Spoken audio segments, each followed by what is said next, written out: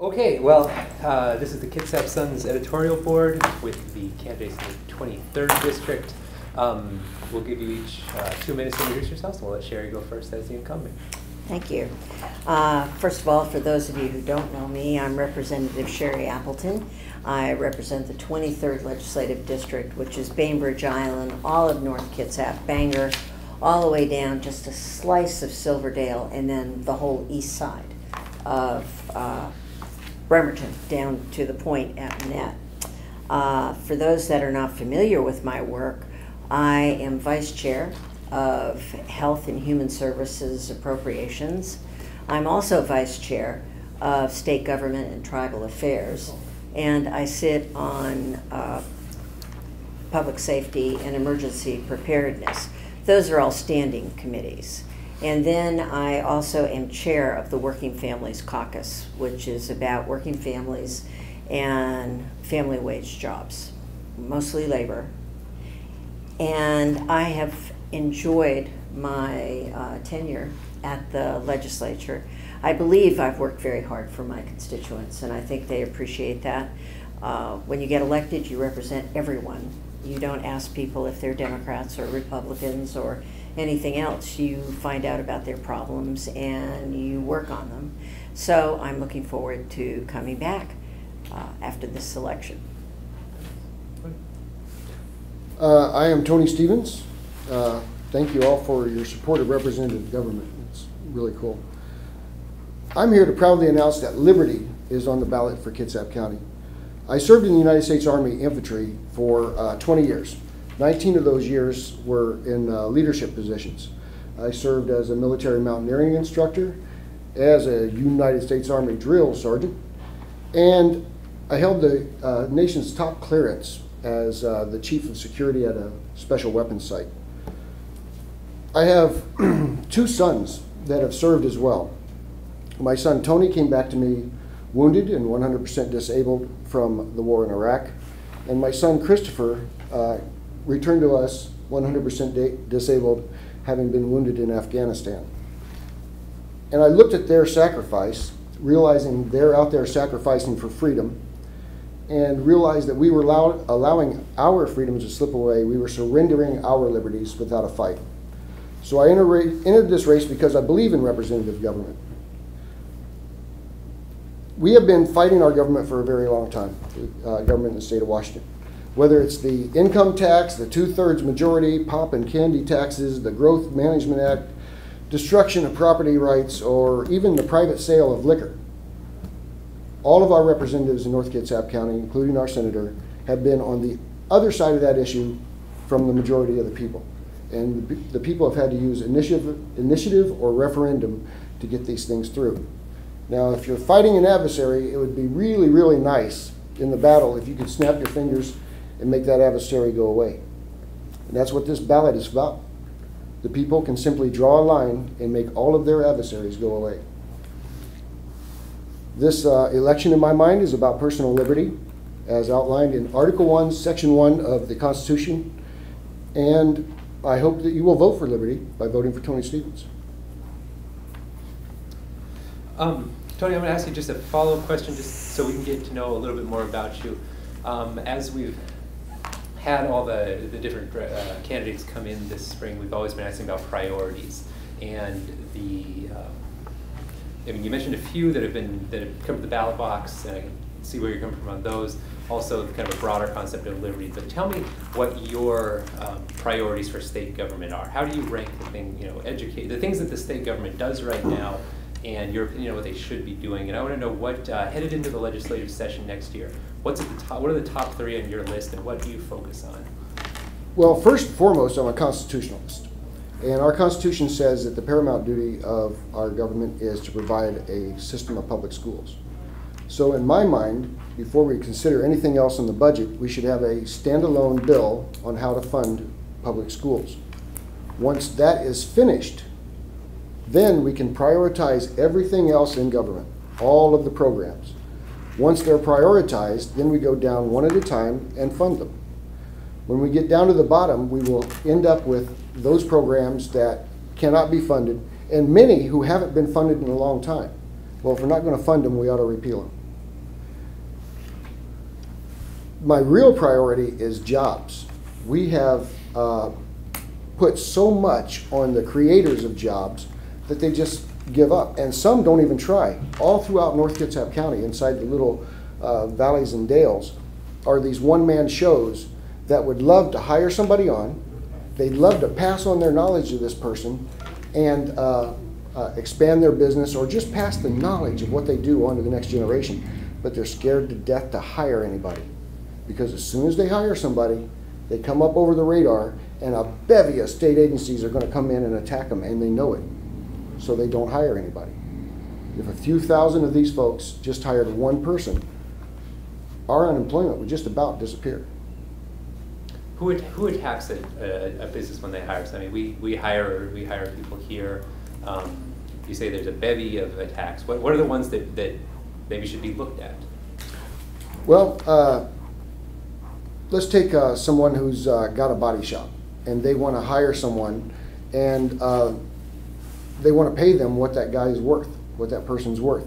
Well, we've got a minimum wage law that might prevent him from giving somebody a try at doing the work. Then he's got to report who this person is and where he comes from and all these sorts of things.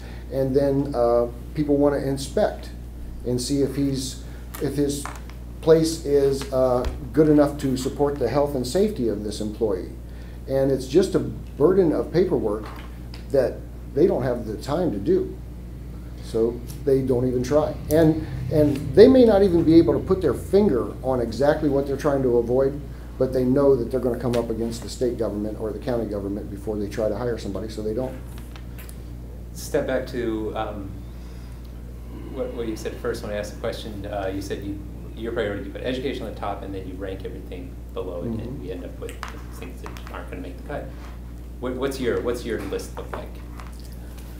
Well, of course, transportation after education, and by transportation I mean a system of roads, not a system of light rail that isn't used, but a system of roads focusing on choke points.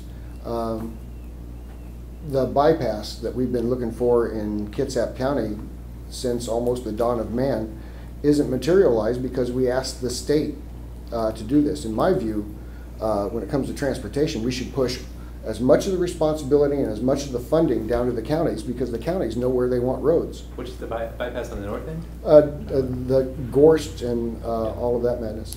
It's been in the works for as long as anybody can remember. But a legislator in Yakima gets a vote on that. If there's a road that somebody in Yakima County wants, the legislator in Kitsap County gets a vote on that. I think the folks in the county know what roads they need. The folks that build roads will work for anyone who can pay them. So if the counties had the money and the responsibility, they'd have the roads they want. You're talking block grants? Well, I'm talking about just not taking the money to begin with, but if it has to begin with a block grant, we can do that. What do you mean, not taking the money to begin with? The way the tax state agency in charge of those? Oh well, a state agency could know about them, and could be a clearinghouse for how to get a hold of the people that build the roads and that sort of thing. But where the roads go, and how much they're willing to pay for a road, and the people fighting amongst themselves, arguing amongst themselves about whether or not there should be a road, should be done by the people who are going to use the road. And so just the distribution of taxes, I would have the majority of taxes paid stay with the counties. Let's let Sherry jump in. I'm going to go back to the original question for you. Clearly you've been in legislation for a little while, so we've seen what some of your priorities are, and it has to do with where you sit, but heading into the next session, what are your top 3 things that need to be focused on? Well, first of all, it's the health, safety, and welfare of the community, meaning the state, and that I believe education is part of the health of the community. I also believe that education is part of the safety of the community and part of the welfare of the community. Do you agree with the idea that Tony suggested about funding education separately and first before the Well, I've always felt that way, okay. that we should have a dedicated line item that would fund education, because it is our top priority. And right now, because of McCleary, we have to figure out how we're going to fund basic education fully by 2018. That's a given. When Tony said that he's a constitutionalist and he was listing the different things that we go south on, he thinks, when he said the 2/3 majority in Article 9, Section 1 of the state constitution is very clear that it is about the majority in the legislature that votes on decisions, not 2/3. And that's why the Supreme Court came down on that. I don't think the Supreme Court reverses opinions because they want to do that. They do it because they read the Constitution, because they know what the Constitution says, and that whether it's popular or not, they do the right thing. That's what it's about.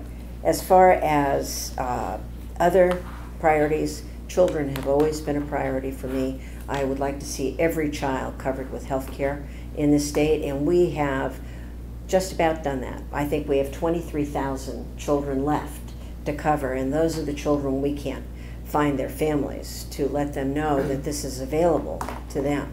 So we have covered almost every child with health care. I would like to see our communities be safer, but the only way it's going to happen to be safer is for the counties to be able to have more money for more policing on the street and things like that. And that in this age of not wanting to pay for anything, it makes it much harder to have safer communities. I believe we need to create more jobs, and we just passed a jobs bill this year that put into effect 18,000 jobs immediately. Those are transportation jobs, infrastructure, and it's also the administration behind that. So a lot more people are going to be hired because of this jobs bill. We also have the capital budget that was $327 million, and that is for projects that a lot of it is grants to different communities so that things get built, as like KCR, Kitsap Community Resources. We have helped them build another campus down in Port Orchard. We've helped them build this new campus in Bremerton, and they come to a place where those people who have no resources can come to them and learn how to find resources. So those are sort of my priorities. The health and human services things that you're talking about, those have been some of the things that have been looked at really closely or cut in the last couple of years as you've gone through these budget cycles. How do you propose that they're going to remain in there this time around? Is there something else that needs to go so they do remain that you see? Well, I don't like the idea of pitting anybody against one another. That to me is not good government, and it is not a good vision. But I do believe that you have to look at health and human services. One of the things about health and human services is that it is not a mandated or federal program. So therefore, it is the only thing except for criminal justice that can be cut or moved in that, in higher education. Everything else is either mandated by federal law or mandated by the state, and we can't get into those accounts. So it's a dilemma, and I'm not going to tell you that I've got all the answers, but I believe there is a way of saving social services. And it's like pay me now or pay me later, because what's going to happen is that you're going to have older people who will not be able to have somebody back them up with a safety net. There will be the disabled within our community that won't have the resources. A good example of that was Francis Haddon Morgan. For me, that was my fight 2 years ago to keep it open, and we kept it open for one more year. Last year they closed it, and now people with disabled children or loved ones have no resource center to go to. They have nobody to go to for respite care. I mean, it to me means that all these people have to get on a ferry and go across to Seattle to either Fircrest or Buckley so that they can find some sort of respite. And that's awful. And so what do we do to find the money? Well, any new revenue that we're going to have will go into education because of McCleary. That's a given. So even though my good friend, my loyal opposition there said, I believe that we should have an income tax. I've never backed away from that in all the years because we would pay less money, people would be taxed less, and the thing that most people don't realize is that it would get rid of the B&O tax completely. And we're the only state in the nation that has a B&O tax. So we would get rid of that.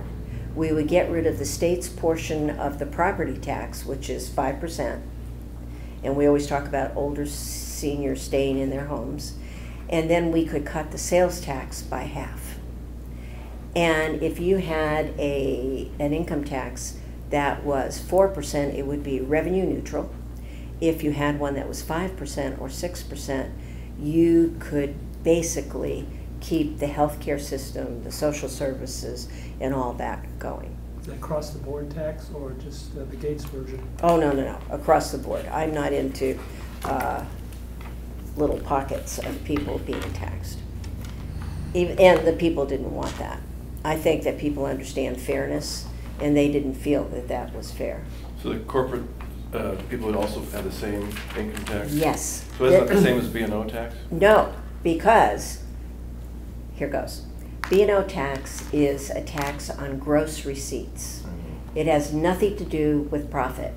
So if you're a new business that's coming into a community, you're going to pay, even if you have a bad time, you're still going to pay. But a corporate income tax would follow. You can't have one without a personal income tax in this state because it's in the Constitution that way.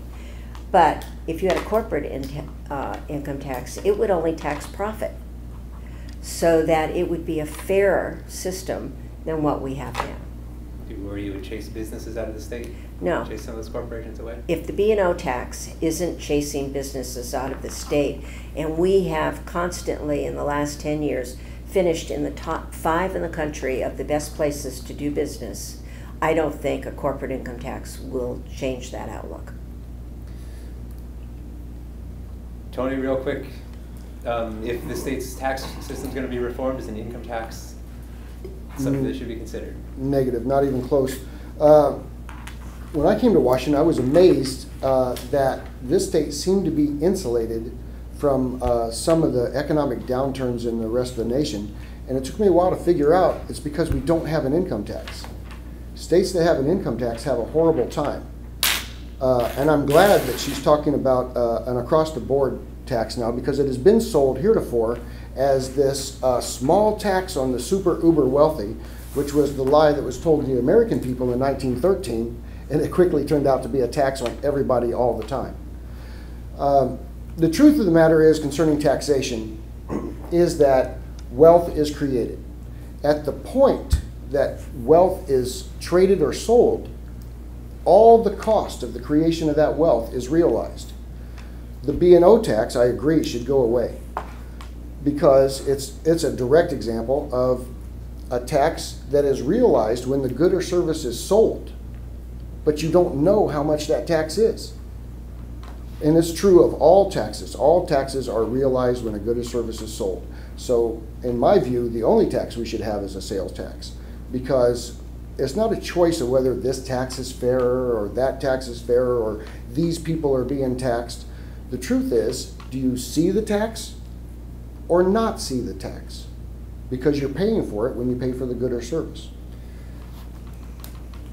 If the state were willing to survive on a sales tax alone, that would be an incredible increase to fund everything they do right now. It would not be an increase. It would be an increase on how much tax you saw. And then people might get upset about how much tax they're paying.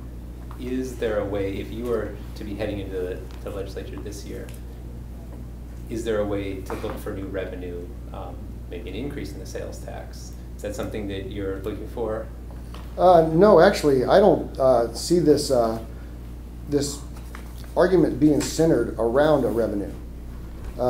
We don't have a revenue problem. We've got a spending problem. And every year we hear about budget shortfalls. But here's the truth. There was, once upon a time when this state got a quarter as much revenue as it had. And politicians came up and they said, we do not have enough to fund current receipts or current programs. So we gave them twice as much money. They went about creating new programs. And then they came back and said, we don't have enough to fund current programs. So we gave them twice as much money. And they come back to us now saying, we don't have enough to fund current programs because they set up all these programs the second time we doubled their money. Which of those programs are unnecessary? Well, for one, the Department of Ecology is a horrible place that needs to be gotten rid of, along with the Growth Management Act and everything else that came out of UN Agenda 21 and the President's Council on Sustainable Development. Because that is some other place deciding how we're going to manage Washington, and we should be making those decisions ourselves. But if we give the legislature 10 times the money it's getting right now, it will go create more programs and come back and tell us they don't have enough money to fund current programs, and then I will get the same question, what programs would you get rid of? A lot of this is stuff the government has no business in. Article 1, Section 1 of our Constitution says that the government exists to protect and maintain individual freedom. It doesn't exist to maximize revenue or to make our charitable choices for us or to manage our lives or control our businesses. It is a constitutional requirement that our government protect and maintain individual freedom. Let me ask you a different question. It's pretty clear. I hope you would agree with these assessments. You're fairly conservative in your views. You're fairly liberal in your views. But, I mean, that's a fair statement to make.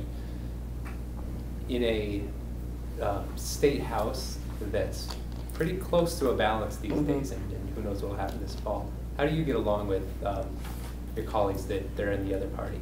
What are you going to do? Because that's going to have to happen.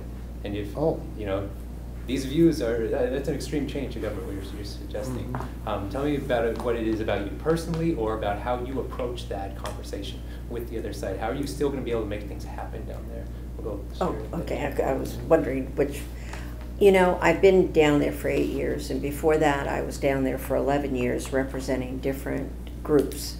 And before that I was on the Paulsboro City Council for 8 years. And I've learned a long time ago, you don't do it on your own. You need to collaborate with the other side. Because if you don't, nothing is going to go through. Especially in our house, which is pretty balanced.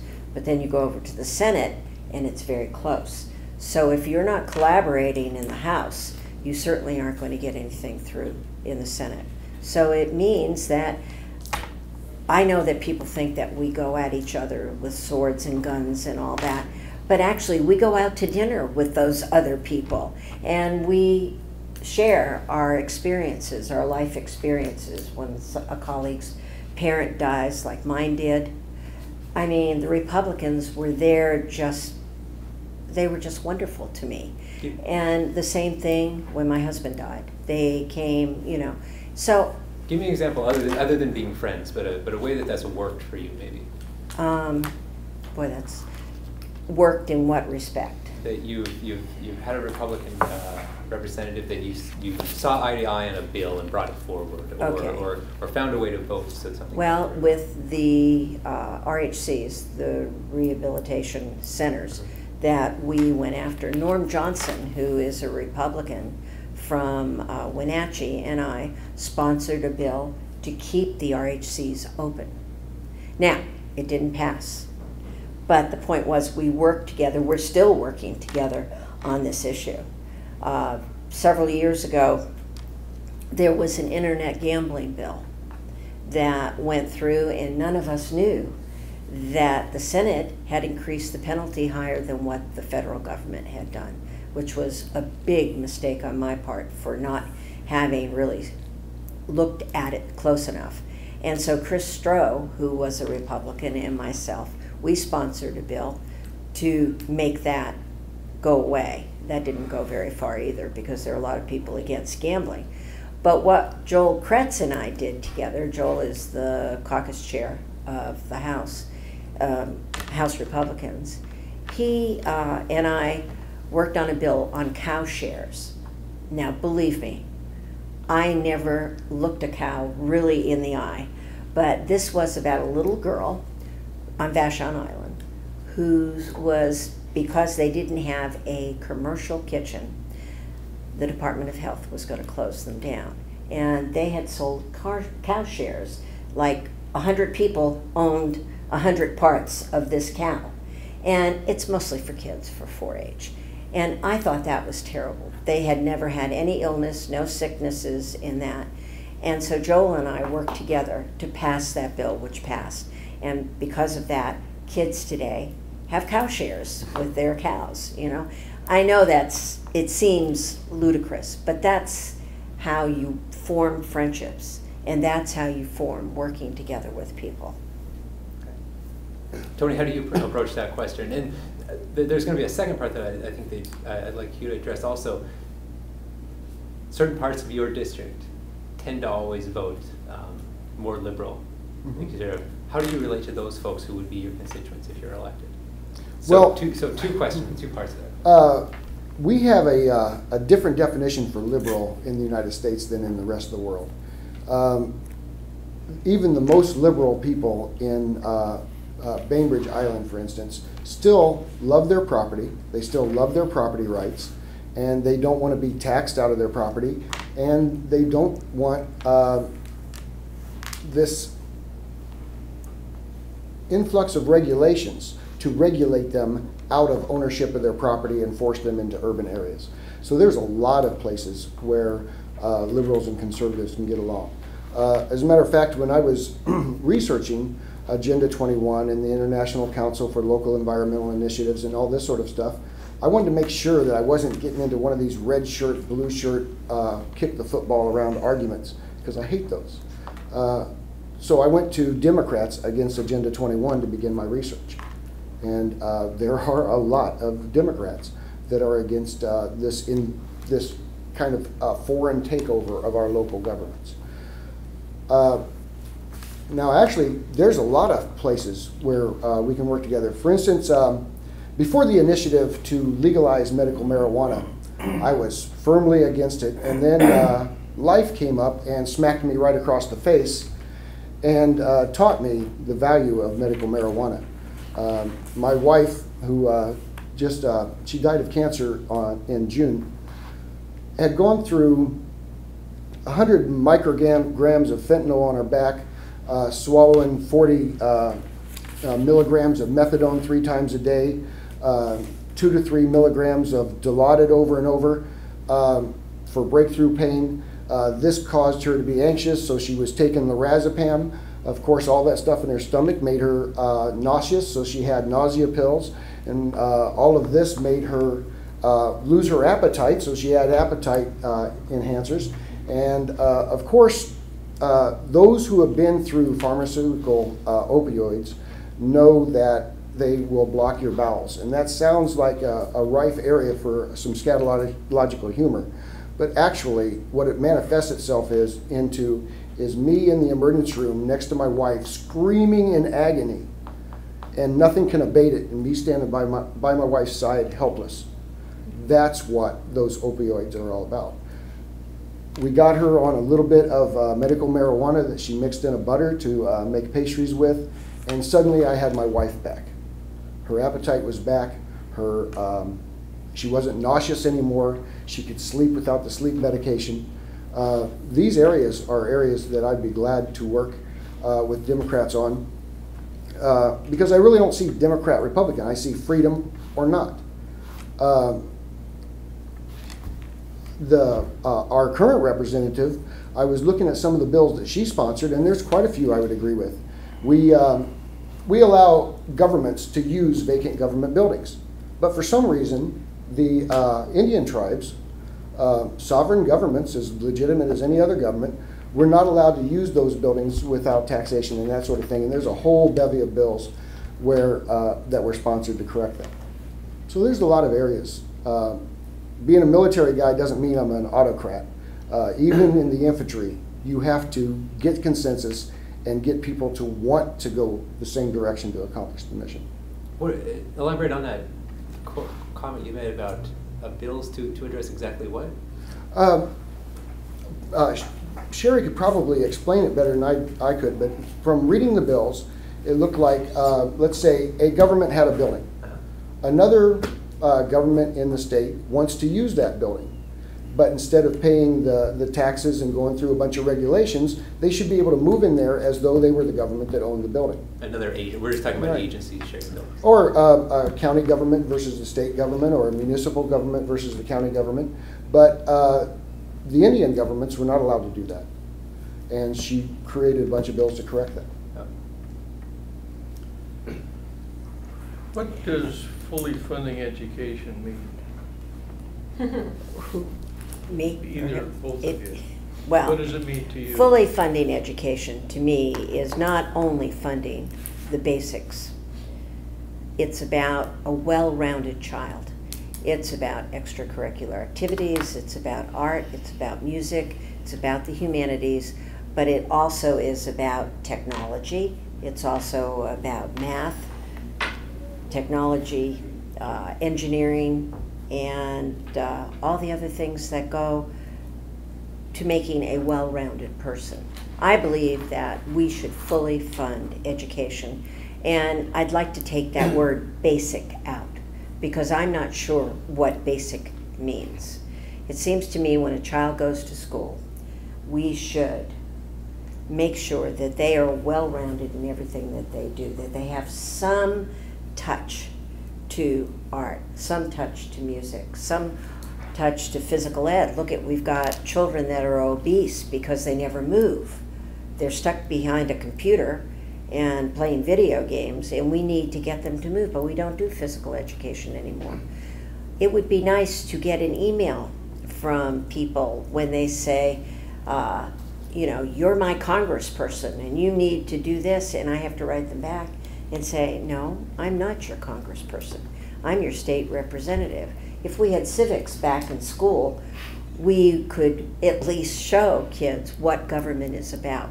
And I think that's part of the separation between the populace and government, is that people don't know a great deal about government anymore, and so they're afraid of it. But I can assure you, I am not somebody to be afraid of. No, Is this yeah. K through 12? K through all programs, K through 12, including early learning? Yes, that would be preschool, you know, the 3-year-old, 4-year-old, because we know through studies that a child that goes into the first grade who can't read will never catch up. And so we need to make sure that we have early learning, preschool learning, so that we can help them. And if I were queen, I would make sure that kids could also go to community and technical colleges without paying for them too, because I think that every child should have that ability to follow a vocation that they want. And if that means a technical school or a community college before they go over to 4-year colleges, I think that should be done too. I'm going to elaborate just a little bit more on Peter's and ask you, when we talk about early education, Yeah. this is something that we have a few people interested in. How involved should the state get, and especially because there's a cost attached to all of this in early education programs? What does that mean to you? Well, it means to me that we fund early education programs. Fund what? You mentioned reading a moment ago. Right. To stop at reading, is it more? I don't think that we set the curriculum, but I think that we set the ability for early learning teachers, preschool teachers, career and wage ladder caregivers, and that they would have the ability to teach, which means you have to have a more educated populace in order to do that. I don't think the state should set curriculum. I think there are enough curriculum committees throughout the district that they could set curriculum. But I think we have to find the money to fund them and fund the teachers so that we can do a good job. We hear Yeah, we from- need to let Tony answer this Tony. one too. Maybe we'll come back to early education Okay. and hash it a little bit more. We kind of disagree with on the idea of a structured state-sponsored early education. We borrowed that idea from the Germans shortly after World War II and borrowed their kindergarten. And what it did was it took kids away from their parents earlier. And now we want to take kids away from their parents even earlier, when I think all of us can take a look around and see those kids that are just brilliant and find out, well, they spend a lot of time with mom. That's why they're so brilliant. They hear her interacting with business, they hear her talking on the phone, they see her doing the things of life, and they ask questions and she responds to them, and they are far advanced over people that we have surrendered to the government to learn. My idea of fully funding education happens when somebody comes out actually educated. And I agree with the civics. That should be in there with reading, writing, and arithmetic. We have tried a lot of silly stuff. We have tried inventive spelling, outcome-based education, the look-say method for reading. And my brother did the look-say method for reading, and I did phonics, and he cannot read.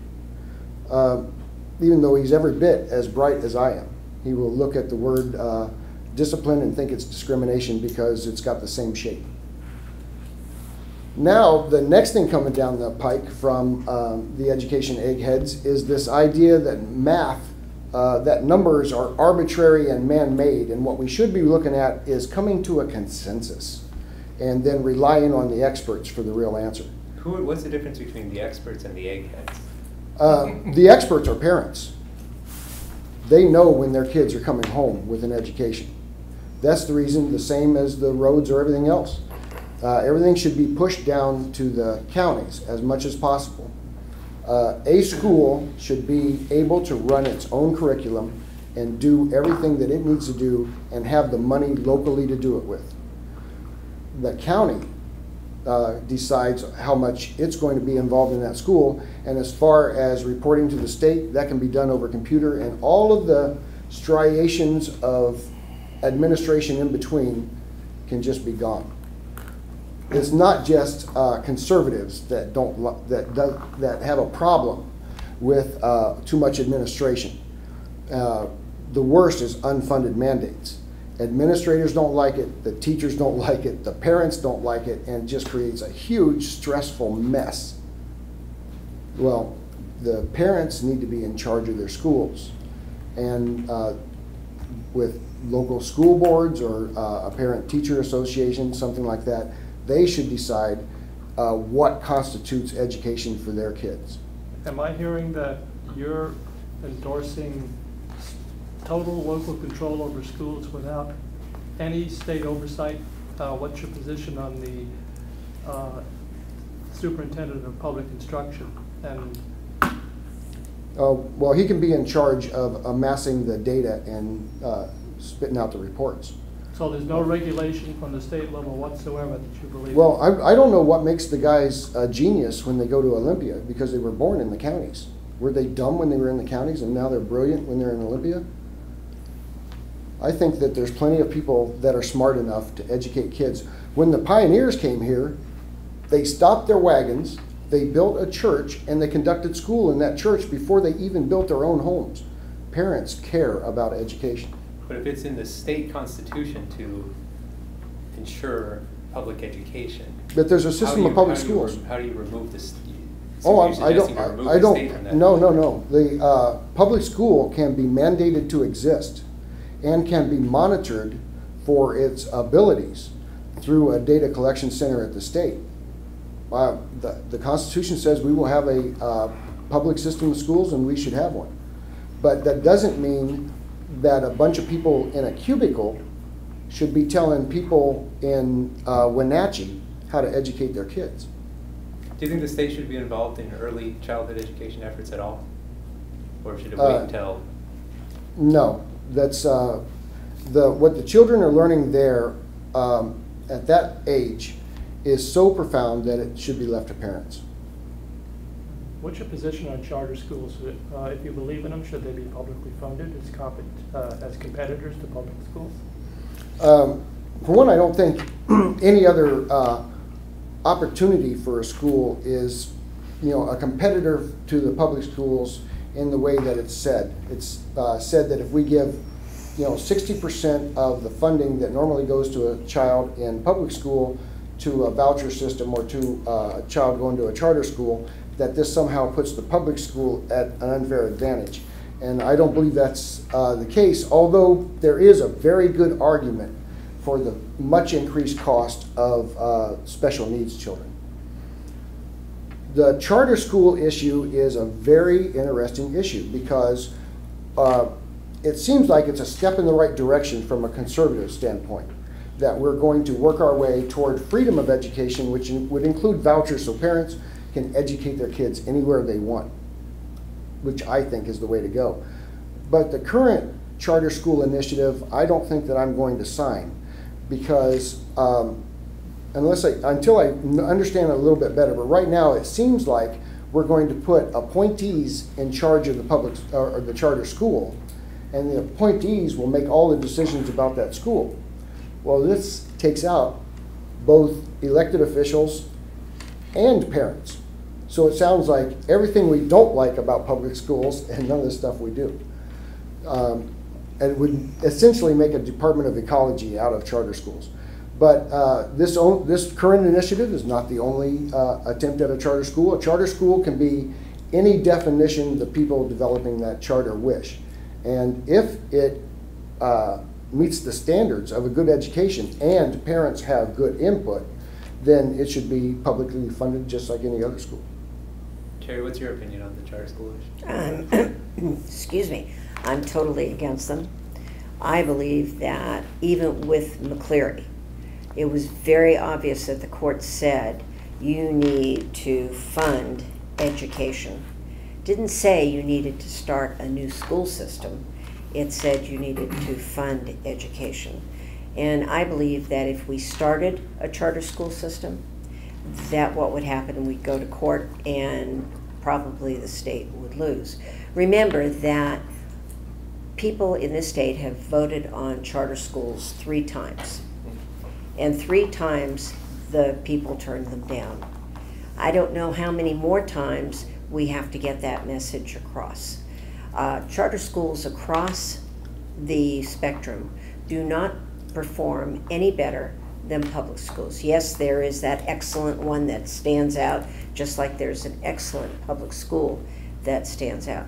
But the school districts, if you look, like North Kitsap has the pilot schools, and there are innovative schools, there are magnet schools, there are all kinds of schools. My granddaughter is educated in a public school, and she finished first in the nation in the National History Day programs. And I am really proud of her, but she came out of a public school. I think that we should improve our public schools and that way take care of it and have those innovative schools if school districts want them. What's the obstacle to improving our schools? Well, I think that because we have a system of school boards all the way across the state, you have different criteria for what a school district really does. There are some school districts that are really progressive, and then there are other school districts that just get by. But all of them need money. That's the bottom line. And you have many school districts that are in poor districts that don't get enough property tax to be able to pay to upgrade and improve their schools. That's why we have levy equalization, so that we can improve schools across the state, so that Bellevue is not competing with Colville. That's, Competing in terms of how Competing. children are doing? Well, their no. actual results? If you don't have good teachers, you can't teach children. And if the Bellevue school system can pay a certain their amount contract. and Colville can't, then where are the teachers going to go? They're going to go to the one that they can make the most money at. So the levy equalization sort of levels that playing field so that you have teachers who are paid well and they go to these small school districts. So you don't think there's any other level of innovation beyond just having a better teacher, hiring better teachers? I think that these innovative schools that they have in all the different districts that have them are terrific. I think that's the innovation, the magnet schools, the innovative schools, because they all provide opportunity.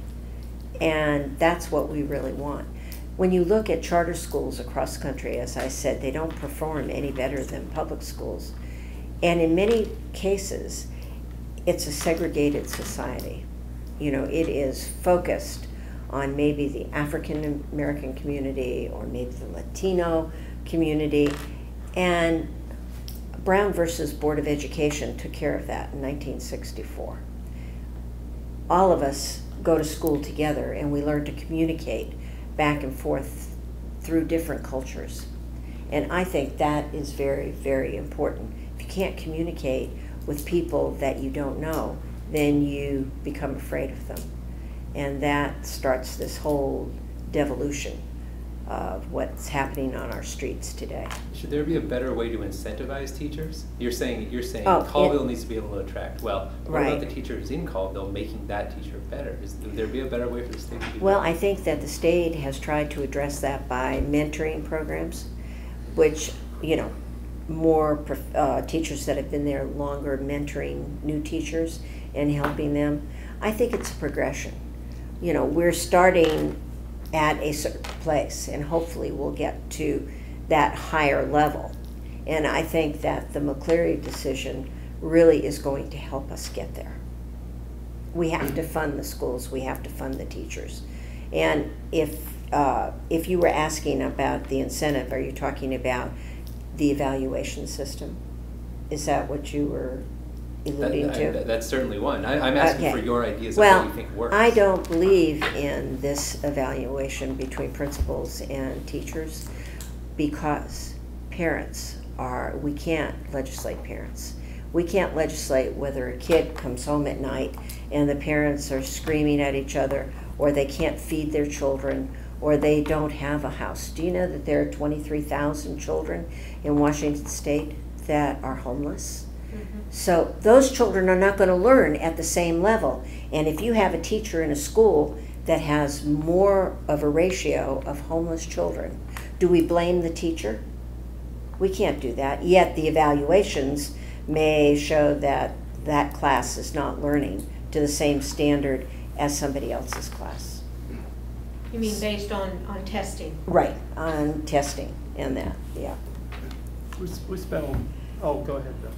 I get back to taxes just a little bit and start with Sherry. Okay. You mentioned a lot of programs you want to support, and they're all going to cost money. Absolutely. Did you, so I have a three-part question. Did you infer earlier that the state Supreme Court has or will likely reverse the 2/3 majority rule? That's number one. Number two, wouldn't it be simpler just to get rid of B&O tax, property tax, sales tax, and go straight to an income tax, and that way people won't be quite so suspicious that you're going to start mucking around with these others after they get the income tax? And number three, can you do anything with taxes with the 2/3 majority right now? Well, no. The 2/3 majority, we're not going to do anything. There is no way we're going to get 2/3 vote of each house and then a vote of the people. That just isn't going to happen. But the 2/3 vote, I was trying to remember your questions. You think the state Supreme Court is going to reverse that, or? I do. I absolutely do. I mean, if you read the Constitution, it doesn't say, and the appellate courts have overturned the 2/3. Now That's what it's you said. Okay. right now it's going up to the Supreme Court. But I believe they're going to overturn it because if we have a constitution, which is our guideline for making laws, then they have to. Then why not get rid of all these other taxes you mentioned, just go I straight think to an that income would. tax? I think that would be great. I'd be behind that, but you'd have to You think have. it's realistic? No, because you would have to have some carryover in order to keep government going for a year. So you'd have to fill the coffers with those other taxes, and then you could institute an income tax. The constitutionality of the 2/3 initiative, I've been asking people to show me where that is in the Constitution. There, Article 9, I looked it up when Sherry mentioned it because I didn't think there was anything in Article 9. That's education. What it says about bills in the House is that no bill shall become law if it doesn't achieve at least a majority. That's 50% plus whatever remainder is physically possible to get. 2/3 still meets that standard. 2/3 is more than a majority, so it can be passed. It doesn't say that anything that it reaches a majority is passed. Or it doesn't say anything that, yeah, that's right. It doesn't say anything that is a majority is passed. So there are 2/3 requirements. Just because the people said they wanted a 2/3 requirement doesn't make it unconstitutional. And that's what kills me, is the people's own own representatives are suing their own constituents for daring to have a voice on how the representatives represent them. The audacity and arrogance of that drives me nuts. If you don't want to represent the people, do something else for a living.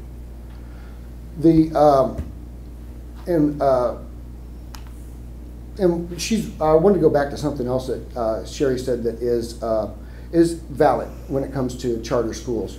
It has been pointed out to me by other conservatives that have a problem with charter schools that our Constitution does say a system of schools. And you could have various different kinds of schools within that system, but a very good argument could be made that charter schools are a different system of schools, and therefore it would not be a system. But she also said, how many times does it take to get that across? And I would say the same thing about the 2/3 majority, about the income tax. People say no to an income tax. Every 2 years, like clockwork, how many times does it take to get that across? The people do not want an income tax. Like 2 to 1, they don't want an income tax. We're actually coming up close to the end of our hour, so what we're going to do... Could I ask you have one last question? Yeah, one Please. last question.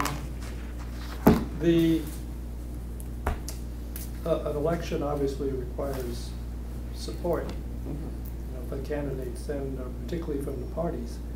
So my question to each one of you is, based on the platforms that are out there now, which parts of your individual party platforms do you 100% agree with, and which ones do you have some problems with that you'd rather not be associated with, including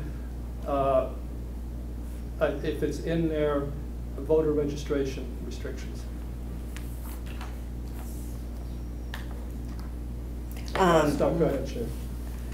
You know, I think that a party platform is a place where the train pulls out of the station and you're on the platform. I don't always agree with everything that my party says. I don't. I can't list to you what the party platform is this time, because I know I have the basic values that the Democrats have. I know that we believe in fairness, we believe in choice, we believe in public schools, we believe in health care for children and for the elderly, and that there are resolutions that get passed that have nothing to do with anything that I have to do with. And I just look at those things. But the point is, the core values of what we have is why I'm a Democrat. And I make no apologies for that. This nation was founded by many immigrants coming into this country. And voter ID laws sometimes impact older people, people of different cultures who don't know how to get a driver's license but came with their kids and they're legal in this country. I believe that immigrants should have driver's licenses because I want to know that person who's out on the street is not going to kill me in a car. I want to know that they understand the rules. There are just a lot of things that go along with being a Democrat. I don't think any person actually would believe in every single platform in the party. I mean, that would be impossible. There are many, many, many Republicans who are conflicted about the legalization of drugs and the war on drugs, because the war on drugs tends to manifest itself as a war on people, and it tends to be racially disparate, and there's a discussion, a conversation in the Republican Party about that. But the Republican platform starts out with the Constitution of the United States. We are 100% for the Constitution of the United States. I think just about anything after that is gobbledygook for me. The Constitution of the United States, the Constitution of Washington, if you can follow those, then everything else is icing on the cake. So I don't pay a lot of attention to the platform of the party. I have been endorsed by the party even though they completely understand my positions. I have looked at other parties, and I could have been a libertarian, a constitutionalist, and that sort of thing, but because of our the way we manage election laws in the state of Washington, those parties don't stand a chance of ever achieving power. They might be able to get on the ballot for the primary, but they would never make it because of our two best primary system of making it to the general. Would you support or not support an attempt in the legislature to reform, quote, voter registration, much as has been challenged in other states? The voter registration thing is interesting to me because the U.S. Constitution leaves that up to the states. And it says if you're a certain age and you're a citizen, you can vote. But it's up to the states to determine whether somebody's a citizen. And I think that's the entire reason behind trying to give everybody driver's licenses. A person that knows how to drive can drive whether they've got a piece of paper saying they can drive or not. But what they can do with that driver's license is register to vote and get on the voter rolls, and then hopefully we will find them and purge them off. But that's less likely if they get into the system. All of the programs that my opponent talked about that she loves to have for people, when they come to take use of those programs, they have to show an ID card. But she says that showing an ID card to vote alienates all these people, disenfranchises all these people. Where aren't they equally disenfranchised from all those programs? I don't think that's a valid argument. I think anybody who goes to a Washington driver's license place, if they can prove who they are, they can get an ID. Now we really are at the end of our time. I'm going to give you both 1 minute as a closing comment. Anything we missed, anything you'd like to just leave this board with?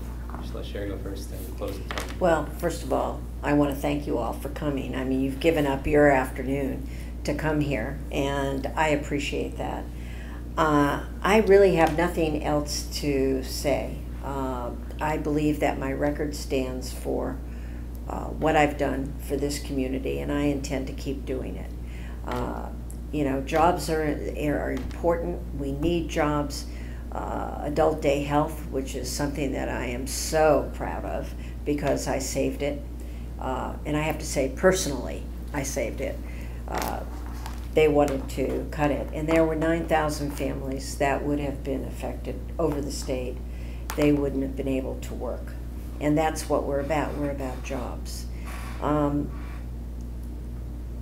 really don't have very much more to add except, you know, look me up on the web, see what I have done. And I'm very proud of what I've done, and I'm very proud of my constituents because they have been very good to me. Thank you. I didn't get to finish one thing I was mentioning when I was talking about the parties. I've always been a Republican, even when I wasn't a dues-paying member to the Republican Party. Ever since Reagan, I was a Republican. I did not know at the moment that that made me a Goldwater Republican, but apparently it did. I looked at some of the things about the Democrat Party because when I was a kid in school, I was indoctrinated that, you know, Democrats are good, caring people, and if you want to be a good, caring person, then you're a Democrat. And I realized that I was a good, caring person, and I wasn't a racist, so there's no way I could be one of those Republican people. Then I found out that pretty much the opposite is true. The Democrat Party history is one of a Holocaust. It's a horrible history that I did not want to associate with. And I also learned that when I met Democrats, the first thing they want to know about me is what race and sex I am. The Republicans don't care about that. Every form you fill out, you have to write down what race and sex you are because there's people that want to keep track of that data. But as I just want to thank you all for giving me this opportunity.